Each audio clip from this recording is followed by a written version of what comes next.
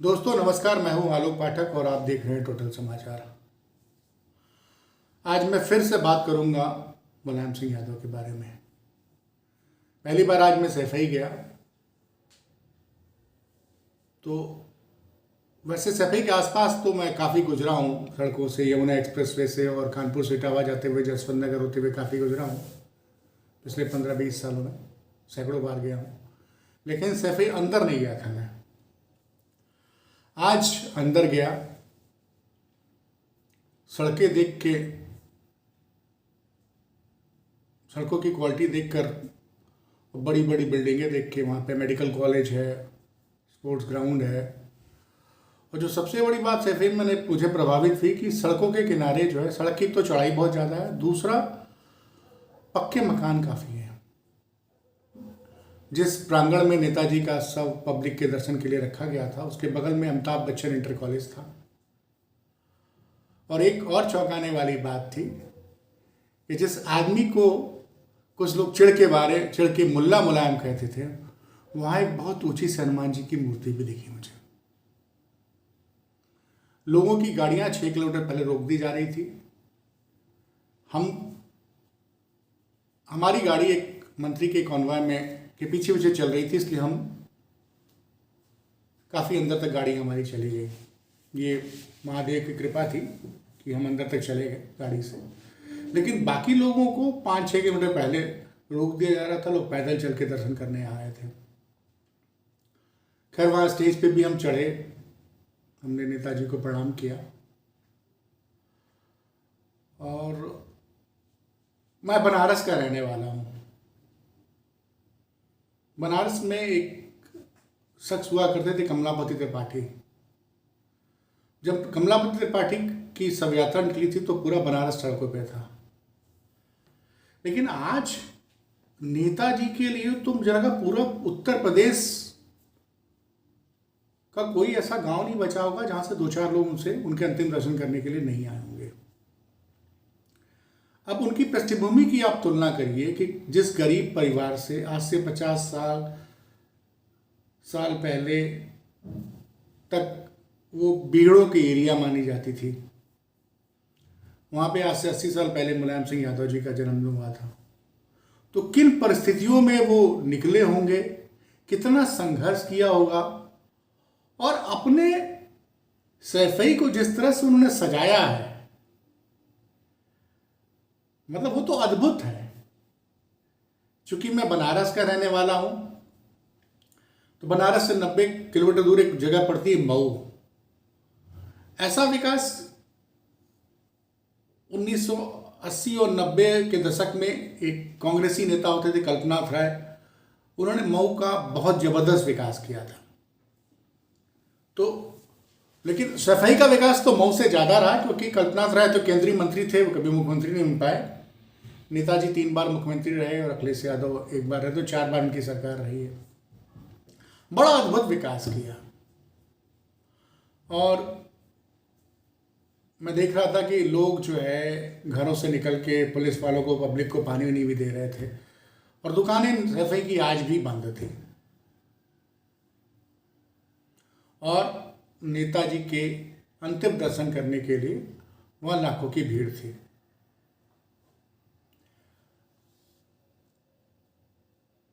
ऐसे बिरले नेता होते हैं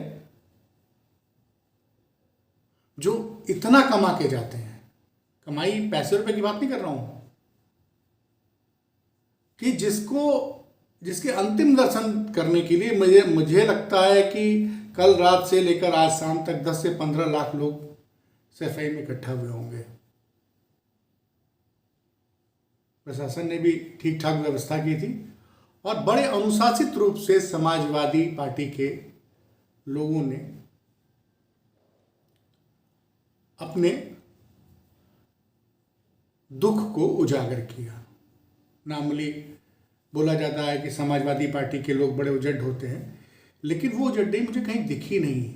उनका सबसे बड़ा नेता आज चला गया, लेकिन वो लोग बड़े अनुशासित तरीके से वहाँ 5-6 किलोमीटर से पैदल चले जा रहे हैं, पूरा भरा हुआ है। और जिस जगह पे नेताजी का सब पब्लिक के लिए रखा गया था, वहाँ स्टेज के पीछे काफ़ी कीचड़ भी था, लेकिन फिर भी भगवान की कृपा रही, कोई दुर्घटना नहीं हुई। बहुत भीड़ थी। हम लोग को जल्दी लौटना था, इसलिए हम लोग जब सब वहाँ से अंतिम यात्रा का निकला तो हम लोग वापस लौट आए। एक बात मैंने और देखी कि बहुत मुझे मंत्री मिले, नेता मिले जो भाजपा में है लेकिन पिछड़े वर्ग से आते थे। वो लोग भी आए और उन्होंने बड़ी तन्मयता से नेताजी को सबको प्रणाम किया और श्रद्धांजलि दी।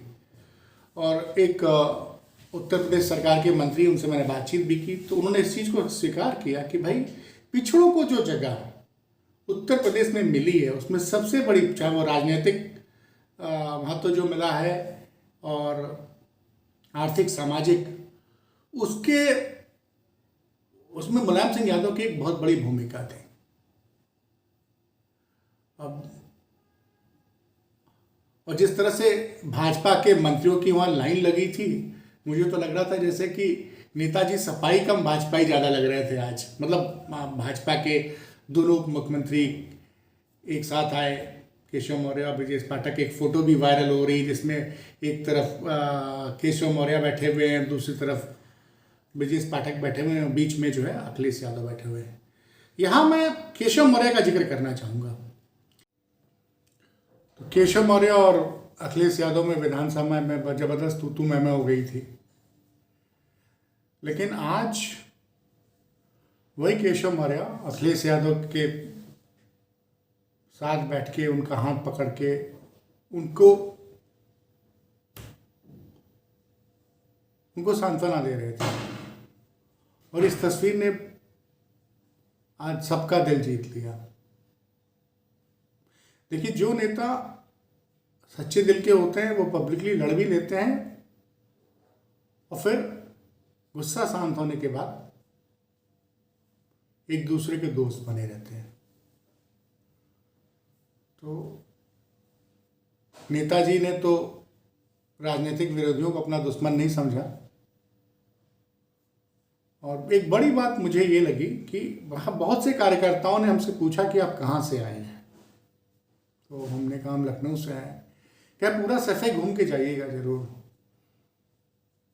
रो रहे थे, लेकिन ये बता रहे थे कि नेताजी ने हमारी सफाई को आसपास इटावा की बात करें और बाकी जिलों की बात करें तो गजब का विकास किया है। तो जमीन से जुड़ा एक नेता आज अपनी यात्रा पूरी करके हम सबके बीच से जा चुका है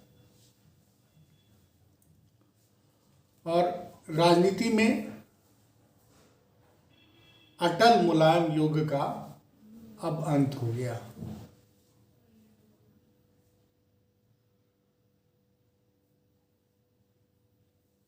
बहुत से लोग बहुत सी बातें कहेंगे। अगर मैं गिनाने लगूं कि मुलायम सिंह ने क्या क्या किया है तो एक लंबी लिस्ट है कि मुलायम सिंह यादव ने प्रदेश के विकास के लिए क्या क्या किया। पिछड़ों को आरक्षण देने के लिए सबसे पहले उन्होंने कानून बनाया। मंडल कमीशन की रिपोर्ट जब आई तो उसके बाद से 27% आरक्षण इंश्योर किया। शिक्षकों को, खासकर अनएडेड स्कूल के शिक्षकों को, लोग बताते हैं करीबन 1000 स्कूलों को एडेड स्कूल बनाया। उनको आज बहुत से डिग्री कॉलेज और इंटर कॉलेज के टीचर जो पेंशन पा रहे हैं, उस पेंशन का फैसला भी मुलायम सिंह यादव ने ही लिया था।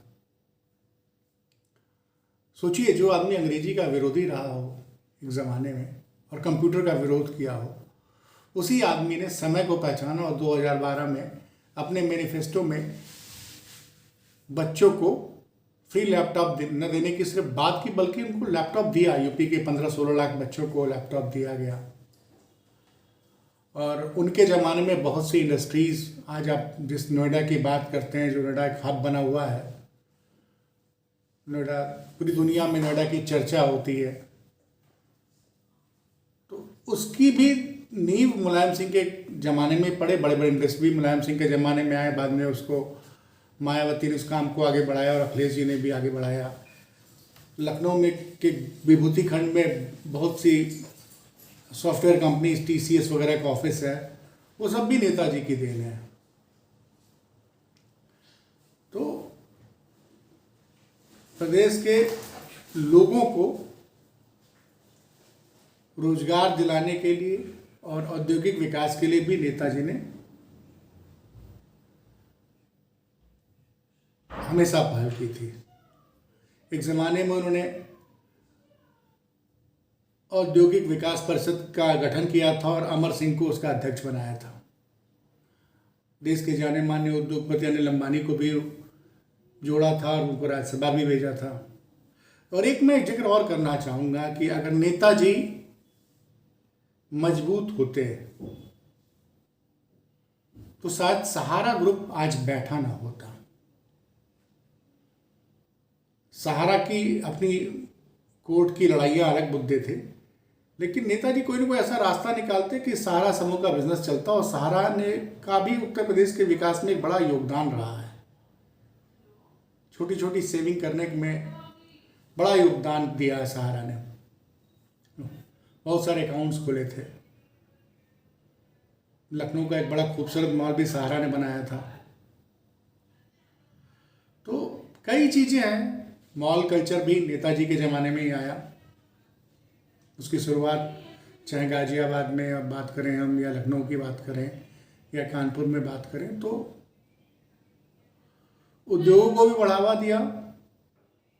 और चारों, और मैंने कई मतलब सत्ताधारी नेताओं से आज बात की, सब ने कहा कि जब हम विपक्ष के विधायक हुआ करते थे और नेताजी के पास जाते थे, तो एक ने तो कहा कि आप मेरा नाम मत बताइएगा, लेकिन आज की डेट में हमारी पार्टी के विधायक का मुख्यमंत्री से मिलना उतना मुश्किल है, जब हमारी भाजपा का विधायक अपने मुख्यमंत्री से नहीं मिल सकता है।